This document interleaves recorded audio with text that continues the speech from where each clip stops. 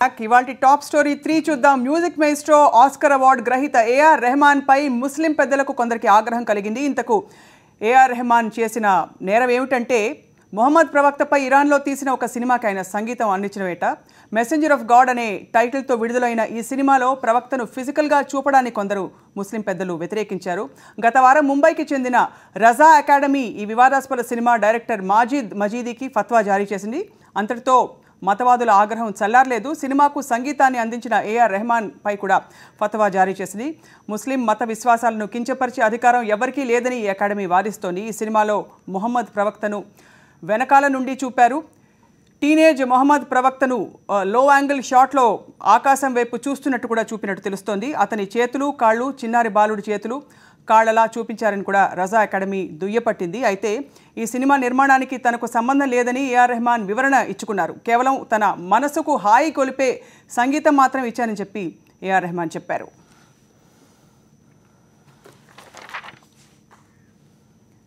And ప్రస్తుతం ఇదే అంశంపై స్పందించడానికి వారి వాదనని వినిపించడానికి ఆసిఫుద్దీన్ గారు ఇస్లామిక్ వాయిస్ ఎడిటర్ సాక్షి టీవీకి వచ్చారు. నమస్కారం అండి. Thank you very much. ఈ ట్రైలర్ని మీరు చూసారా? చూశాను. 8 minutes వరకు 2-3 ట్రైలర్స్ చూశాను నేను.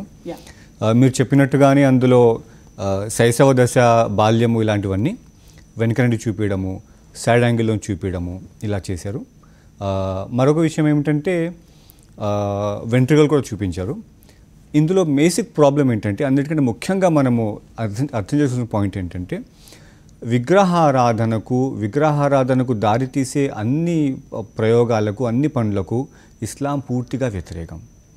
దైవం ఒక్కడే, ఆ దైవాన్ని మనం చూడలేము కంటితో, కాబట్టి ఆయనకు మనం రూపం ఆపాదించకూడదు, అలాగే ఆయన్ని ఆరాధించాలి డైరెక్ట్గా అన్నది ఇస్లాం కాన్సెప్ట్ అన్నమాట. అందులో మొహమ్మద్ ప్రవక్త గారిని కానీ ఇంకో దైవ ప్రవక్త, అంతకుముందు అబ్రహాం అనే ప్రవక్త వచ్చారు, నోవా వచ్చారు, మోజెస్ వచ్చారు, జీసస్, వీళ్ళందరూ దైవ ప్రవక్తలే. వీళ్ళలో ఎవరికైనా సరే విగ్రహం కల్పించడము, వారికి గౌరవ ప్రతిపత్తులతో మనం వందనాలు చెల్లించుకోవడం లాంటివన్నీ విగ్రహారాధనకి దారితీస్తాయి. కాబట్టి వీళ్ళ చిత్రీకరణని నిషిద్ధం అన్నమాట. అంటే ఇది కేవలం సినిమా తీసిన మూలం కారణంగా ఏఆర్ రెహమాన్కి ఇచ్చుంటారా, లేక ఏఆర్ రెహమాన్కి ప్రత్యేకంగా ఆయన వివరణ ఇచ్చుకున్నారంటే సంగీతం మాత్రమే అందించారు, అంతకంటే ఏమీ లేదని చెప్పి? సో ఎంతవరకు సమంజసం ఉంటారు అంటే ఒక ఫత్వా జారీ చేయడం? అంటే ఇలాంటి సినిమా తీయడం తప్పు అన్న విషయం మనం కంక్లూజన్కి వస్తే అందులో పాలు పంచుకున్న వాళ్ళందరూ తప్పు చేసినట్టే అవుతుందన్నమాట. ఎలాగైతే మనం క్రిమినల్ లాలో ఏదైనా ఒక నేరం చేస్తే దానికి సపోర్ట్ చేసిన వాళ్ళందరినీ నేరస్తులుగానే పరిగణిస్తామో, అలాగే ఇలాంటి సినిమా తీయడం అంటే ఒక మంచి మెసేజ్ ఇద్దామనేసి తీసామనేసి డైరెక్టర్ చెప్పుకొచ్చాడు. కానీ పాయింట్ ఏంటంటే అదే మంచి మెసేజ్ని మీరు ఆ వ్యక్తిని చూపించకుండా ఎందుకు తీయలేరు? వెనక నుంచి చూపించడము, కొంచెం కొంచెంగా చూపించడం అంటే ఈ రకంగా నియమాలని మెల్లమెల్లగా ఉల్లంఘిస్తున్నారన్నమాట. 1977లో ఒక సినిమా వచ్చింది మెసేజ్ అనేసి, అది కూడా ప్రవక్త ముహమ్మద్ సల్లల్లాహు అలైహి వసల్లం గారి జీవితంపైనే తీశారు. అందులో ఈ బాల్యము ఇది కాకుండా మొత్తం గ్రోనప్ స్టేజ్లో దైవ సందేశం అందించడం లాంటివన్నీ చూపించారు. అయితే అందులో ఆయన్ని చూపించలేదు, ఆయన ఛాయలు కూడా చూపించలేదు, కానీ ప్రజల్ని చూపిస్తూ సజెషన్ లాగా అనమాట, ఒక పాయింట్ ఆఫ్ వ్యూ షాట్ లాగా తీశారు. నలుగురు నిల్చుని ఆయన్ని ఉద్దేశించి మాట్లాడుతున్నట్టుగా చూపించారు. అక్కడ వాళ్ళు లిమిట్స్ క్రాస్ అవ్వలేదు, ఇక్కడ కొంచెంగా క్రాస్ అయ్యారు. అంటే ఇక్కడ దృశ్యం చూపించడం తప్పని అంటారు? అది ఎగ్జాక్ట్లీ. అంటే గొంతు వినిపించినా, కంఠం వినిపించి ఏమన్నా ఒక మెసేజ్ ఇస్తున్నట్టు, ఒక సందేశం ఇస్తున్నట్టు మాట్లాడితే అది తప్పు కాదంటారు అంటే మామూలుగా? అందులో కూడా అవాయిడబుల్ అది కూడా, ఎందుకంటే ఒక వ్యక్తి గొంతుని ముహమ్మద్ సల్లల్లాహు అలైహి వసల్లం గారి గొంతు ఇలాగే ఉండేదని అనుకరించడం కూడా చాలా మంది ఎక్కడైతే ఏ విధమైన వ్యక్తీకరణ జరిగినా కూడా అది వ్యక్తీకరణ ఏదో విధమైన ఒక పూజకో లేకపోతే ఒక ఆరాధనకో దారితీస్తుంది కనుక అది పూర్తిగా తప్పంటారు. అదొకటి. ఇంకోటి ఏంటంటే మొహమ్మద్ ప్రవక్త సల్లల్లాహు అలైహి వసల్లం గారి రోల్ ప్లే చేయడం కూడా అందుకు తగ్గ మానవులు కూడా ఎవరు సరిపోరని ఇంకొక భావన. కాబట్టి ఆయన దైవ ప్రవక్త, ఆయన అంత ఉన్నత స్థాయి వ్యక్తి కాబట్టి ఆయనకు సమానంగా ఎవరు సరితూగరు అంటే సరికాదని అనుకుంటారు. అంటే ప్రస్తుతం ఇప్పుడు ఫత్వా జారీ అయింది, దీని పర్యవసానాలు మామూలుగా ఫత్వా అంటే దాని ఫత్వా అనేది యాక్చువల్గా మనము ఏంటంటే ఒక స్కాలర్లీ ఒపీనియన్ అది. ఆ ఒపీనియన్ బైండింగ్ ఎంత మాత్రం కాదు. ఒకవేళ మీరు ఆ స్కాలర్ని యాక్చువల్గా ప్రొసీజర్ చూస్తే వాళ్ళు ఫత్వా ఇచ్చే ముందు ఇతని వివరణ అడగాలి. అడిగేసి మీరు ఇలా చేశారు, ఇది తప్పు, ఏమనుకుంటున్నారని వాళ్ళు చెప్పాలి. ఆ తర్వాత ఏఆర్ రెహమాన్ వివరణ ఇచ్చిన తర్వాత అది నచ్చకపోతే ఇంకొక రకంగా వాళ్ళు డిసైడ్ చేయవచ్చు. ఒకవేళ ఏఆర్ రెహమాన్ తప్పు చేసినా కానీ ఇంత తీవ్రంగా దాన్ని దుయ్యబట్టడము, ఇంత తీవ్ర పదజాలంతో అతన్ని అసలు ఇస్లాం నుంచి బహిష్కరించబడ్డాడన్నంతగా మాట్లాడము ఇది కొంచెం నాకు హార్ష్గా అనిపించింది. అండ్ ప్రస్తుతం స్క్రీన్ పై చూస్తున్నారు ఏఆర్ రెహమాన్ తన ఫేస్బుక్ పై ఇచ్చిన వివరణ అది, అంటే వాటి వివరాలు చూస్తున్నారు. అంటే ఇది కేవలం నేను స్వచ్ఛమైన మనసుతో మంచి సంగీతం అందించాలనే సంకల్పం తప్ప మరొకటి లేదని చెప్పి. అవునవును, ఉద్దేశాలన్నీ శంకించడం లేదు, కానీ ఆయన చేసిన పని మాత్రము ఏఆర్ రెహమాన్ చేసిన పని మాత్రం తప్పకుండా తప్పే, అందులో అనుమానం లేదు. అంటే బహుశా ఇప్పుడు ప్రస్తుతం ఉన్న పరిస్థితుల్లో మీరు అన్నట్టు జాడలు, వ్యక్తీకరణకు సంబంధించిన జాడలని ఒకవేళ తీసేస్తే సినిమాలోంచి ఆ సినిమాను అనుమతించవచ్చు, అందులో సమస్య లేదు. ఎందుకంటే ఇప్పుడు వీళ్ళు చెప్పిన దాంట్లో ఇంకో ప్రాబ్లం ఏంటంటే ఇది శైశవ అంటే బాల్య దశకు సంబంధించిన మొదటి భాగం, ఇది ఇంకా 2 భాగాలు రాబోతున్నాయి అనేసి, అంటే అప్పుడు ఇంకొంచెం ఎక్కువగా వాళ్ళు చూపిస్తారేమో, ఇదంతా అదే తప్పుకి దారితీస్తుంది. కాబట్టి ఇది అవాయిడ్ చేయడం మంచిది. ప్రవక్త ముహమ్మద్ సల్లల్లాహు అలైహి వసల్లం గారి లాగా ఇంకొకరిని ఎవరిని చూపించడం కూడా మంచిది కాదు. ఆసిఫుద్దీన్ గారు, ఇంకొక చాలా అంటే ఈ ప్రశ్న బహుశా ఇరాన్ లాంటి దేశంలో దీనిపై అభ్యంతరాలు వ్యక్తం కాకపోవడానికి కారణం ఏంటండి? ఇరాన్లో ఉద్భవించింది ఈ సినిమా. అవును, ఇంతకుముందు 1977లో వచ్చిన మెసేజ్ సినిమా కూడా ఇరాన్లోనే వచ్చింది. అక్కడ కూడా అప్పటికే ఆ తరంలో ముస్లిం ధర్మవేత్తలందరూ చాలా తీవ్రంగా దీన్ని అంటే ఇష్టపడలేదు, అయిష్టపడ్డారు. కానీ సరేలే ఏదో ఒక మెసేజ్ అందిస్తారు కదా అనేసి వాళ్ళు ఊరుకున్నారు. ఎందుకంటే అందులో కూడా దైవప్రవక్త సహచరులను అందరినీ చూపించారు, మానవులందరినీ, మామూలు మనుషుల్ని, యాక్టర్లను చూపించేసి వీళ్ళందరూ దైవప్రవక్త సహచరులను చూపించారు. అది కూడా చాలామందికి నచ్చలేదు, కానీ అక్కడికి దాన్ని ఉపేక్షించారు. కానీ ఇప్పుడు ఈ సినిమా ఏంటంటే ఇంకొక స్టెప్ ముందుకు వెళ్ళిపోయి రూపాన్ని వ్యక్తీకరించడం లాగా వచ్చేసింది. కాబట్టి ఇప్పటికైనా దీన్ని స్పష్టంగా అడ్డుకోకపోతే ఇంకా ముందు రాబోయే సినిమాల్లో మరింతగా వీళ్ళు హద్దులు దాటే అవకాశం ఉంటుందన్నమాట. అండ్ మామూలుగా అంటే మతపరమైన ఈ అభ్యంతరాలు కాకుండా ఇంకెవరెవరికి ఇలాంటి అంశాల్లో, సున్నితమైన ఇలాంటి అంశాల్లో అభ్యంతరాలు ఉంటాయి ఆసిఫ్ గారు? అంటే ఇది మత విషయాలకు సంబంధించింది కాబట్టి మతపరమైన వాళ్ళకి అబ్జెక్షన్ ఉంటుంది. ఇతరత్ర అంటే టెక్నికల్గా సినిమా బాగుందేమో నేను అనుకోవడము, నేను చూసిన ప్రోమోస్ ట్రయల్స్ ప్రకారం అయితే టెక్నికల్గా బాగుంది సినిమా. సృష్టిలో మామూలుగా ఆసిఫ్ గారు అంటే ఒక చెడుని జయించడానికి ఏదైనా ఒక మంచి విషయం, ఒక మంచి సందేశాత్మక విషయం చెప్పడం అన్నది చాలా అవసరం. సినిమా అందులో చాలా పవర్ఫుల్ మాధ్యమం, అందరికీ తెలిసిన విషయం. మరి ఇలాంటి పరిస్థితుల్లో, ఇలాంటి ఇప్పుడు ఒక సున్నితమైన సందర్భం వచ్చినప్పుడు దాన్ని ఎలా డీల్ చేయాలని మీరు అనుకుంటున్నారు అంతిమంగా? అంటే ఇస్లాం ధర్మశాస్త్రంలో ఒక సూత్రం ఉందండి, ఎక్కువ మంచి సాధించడానికి చిన్న చెడుని మనము ఉపేక్షించవచ్చు అనేసి.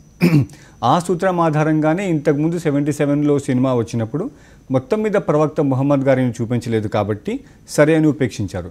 కానీ ఇప్పుడు జరుగుతుంది ఏంటంటే రూపం అనేది ఒకటి ఆపాదించడము, బాల్యానికి సంబంధించిన రూపం ఆపాదించడము, ఆయన వెంట్రుకలు ఎలా ఉండేవనేసి రూపం ఆపాదించడం, ఇలాంటివి జరుగుతున్నాయి. కాబట్టి ఇక్కడి నుంచి మనము అపమార్గానికి వెళ్ళే అవకాశం ఎక్కువ ఉంది. కాబట్టి దీన్ని తప్పకుండా ఖండిస్తున్నాం అనేది చాలామంది అభిప్రాయపడ్డారు. సో ఈ ఫలితంగా అంటే ఈ సినిమాకి సంబంధించి దృశ్యాలని మరి తీసివేస్తారు అనుకుంటున్నారా మీరు? మీ అంచనా ఏమిటి, లేక మీ విజ్ఞప్తి ఏమిటి? ఒకవేళ అంటే ఇరాన్లో వాళ్ళు ఇప్పుడు వాళ్ళ మన సాక్షి టీవీ చూస్తున్నారు లేదు వేరే సంగతి, కానీ అంటే మీ ద్వారా నేను మన తెలుగు ప్రజలకు కానీ లేదా సినిమా తీసిన మాజిద్ మజీదీ అనే కానీ ఎవరికైనా నా విజ్ఞాపన ఏంటంటే దయచేసి ఇలాంటి ఎక్స్పెరిమెంట్స్ చేయకండి. మొహమ్మద్ ప్రవక్త గారిని చూపించకుండా కూడా సినిమాలు తీయవచ్చు. మనము ఆర్ట్లో ఎన్నో ప్రయోగాలు ఉన్నాయి, మాయం ఉంది, ఇంకా రకరకాల ప్రయోగాలు ఉన్నాయి. మనం మామూలుగా ఇవన్నీ ఉంటే తప్ప సరిగ్గా మనం ఎక్స్ప్రెస్ చేయలేమనుకుంటాం, కానీ ఎక్స్పెరిమెంటేషన్లో చాలా అవకాశాలు ఉన్నాయి, వాటిని మీరు వాడుకోండి, అలాంటి సీన్లు తీసేయండి అని నా విజ్ఞాపన. అండ్ చాలా మంది బాలీవుడ్ ప్రముఖులు కూడా ఏఆర్ రెహమాన్కి దేశవ్యాప్తంగా అంటే మద్దతు తెలిపారు ఈ విషయంలో, దట్ ఇది ఫత్వా జారీ చేసేంత విషయం కాదని చెప్పి. షబానా ఆజ్మీ గారు కూడా ఇది సెక్యులర్ కంట్రీలో ఇలాంటి భావ ప్రకటన స్వేచ్ఛ కొంతవరకు ఉండాలి, దీనికి ఇంత పెద్ద రాద్ధాంతం చేయాల్సిన అవసరం లేదని చెప్పి కొంతమంది ప్రముఖులు అన్నారు. అవును, అంటే ఫత్వా కొంచెం హార్ష్గా వచ్చింది, అందులో అనుమానం లేదు. కానీ ఇంకొంచెం జెంటిల్గా ఉంటే బాగుండేది. ఆయన తప్పుని ఆయన తెలుసుకుని సరిదిద్దుకునే అవకాశం ఎవరికైనా ఇవ్వాలి. ఇప్పుడు సరిదిద్దుకునే అవకాశం అంటే ఈ విషయంలో ఎలా ఉంటుందంటారంటే, ఒక రెహమాన్ లాంటి ఒక వ్యక్తి ఇప్పుడు సంగీతం అందించేసిన తర్వాత ఆయన చేతుల్లో లేని విషయం దృశ్యాలు ఉంచాలా లేదా అనేది 2 రకాలుగా ఆయన చేసుకోవచ్చు. ఒకటి ఏంటంటే అసలు ఆ సినిమా తీసిన వాళ్ళే ఆ సీన్లు తీసేస్తే అన్నిటికంటే ఉపయుక్తంగా ఉంటుంది. అంటే మంచి సినిమా కూడా రిలీజ్ అవుతుంది, మంచి మెసేజ్ కూడా కన్వే అవుతుంది, అలాగే ఆక్షేపణ రాకుండా ఉంటుంది. రెండవ మార్గం ఏంటంటే ఏఆర్ రెహమాన్ అందులోంచి విత్డ్రా అయిపోవడం కూడా ఒక అవకాశం ఉంది. ఆయన కనుక అంతగా ఈ విషయాన్ని సీరియస్గా తీసుకుంటే అప్పుడు అతను విత్డ్రా అవుతాడు. ఇంకొక విషయం ఏంటంటే ఇప్పుడు ఇది ఇస్లాంకి సంబంధించి ఒక స్టెప్ ముందుకు వచ్చి ఒక హద్దులు దాటి తీశాడు. ఇది కాకుండా మామూలుగా హిందూ ధర్మానికి సంబంధించిన ఎన్నో సినిమాలు వస్తాయి, అందులో రకరకాల విగ్రహాలు పూజలు అవన్నీ ఉంటాయి, వాటికి ఏఆర్ రెహమాన్ మ్యూజిక్ కూడా ఇస్తాడు, దాన్ని ఎవరు ఆక్షేపించలేదు. ఇప్పుడు ఈ రజా అకాడమీ అయినా సరే, వేరే ముస్లిం సంస్థలైనా సరే అలా ఎలాగ విగ్రహారాధన సంబంధించి ఇప్పుడు గత కాలంలో ఒక మహాగాయకుడు ఉండేవాడు. సెక్యులరిజం అనే అంశాన్ని దృష్టిలో పెట్టుకుని అది హిందూ సోదరుల కోసం తీసిన సినిమాలో రకరకాలుగా విగ్రహారాధన కానీ ఇంకోటి కానీ చూపిస్తే దాని మ్యూజిక్ ఇచ్చిన సందర్భాలు ఉన్నాయి, మొహమ్మద్ రఫీ లాంటి గాయకుడు పాటలు పాడిన సందర్భం ఉన్నాయి, అన్నీ ఉన్నాయి. కానీ అప్పుడు ఎవరు ఆక్షేపణ చెప్పలేదు, ఎందుకంటే సెక్యులర్ భావాలు మనము ఫాలో అవుతున్నాం కాబట్టి వాళ్ళ భక్తికి సంబంధించిన వాళ్ళు చూపించుకుంటారని ఉంది. కానీ ఇక్కడ ఏమైందంటే ఇస్లాంకి సంబంధించిన నియమాలు మీరు ఉల్లంఘిస్తున్నారు కాబట్టి, ముస్లింల కోసమే తీసిన సినిమాని మీరు ఇట్లా తయారు చేస్తున్నారు కాబట్టి ఇది ఒక చెడు ఉదాహరణగా మిగిలిపోతుంది చరిత్రలో అనేసి దీన్ని ఆపుతున్నారు. అండ్ ఆఖరిగా మీరు వివరణ ఇచ్చారు ఆసిఫ్ గారు, అంటే ఎందువల్ల ఇంత తీవ్రమైన రెస్పాన్స్ వచ్చిందని చెప్పి.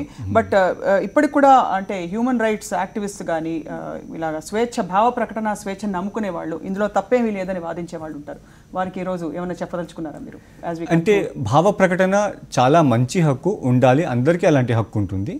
కానీ సమాజంలో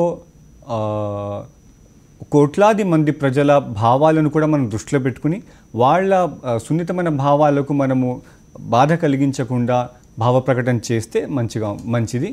దానివల్ల అందరూ సహజీవనం చేసుకోవడము, మంచి వైపు అందరూ ముందడుగు వేయడానికి అవకాశం ఉంటుంది.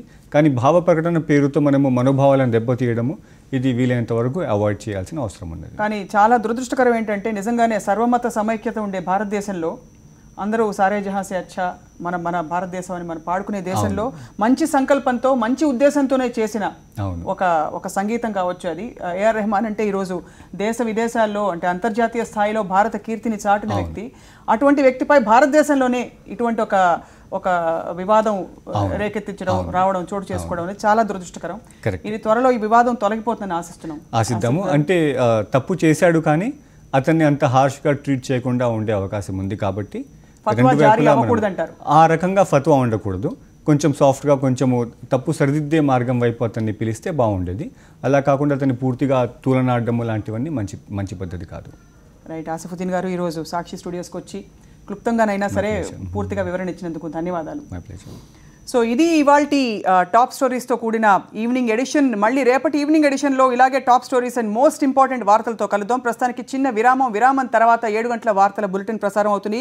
7:30 ఆవకాయ బిర్యానీ, ఆ తర్వాత 8 గంటలకి 4th ఎస్టేట్ మా ప్రైమ్ టైం డిస్కషన్ ప్రసారం అవుతుంది. Don't miss it. Stay tune to Sakshi TV.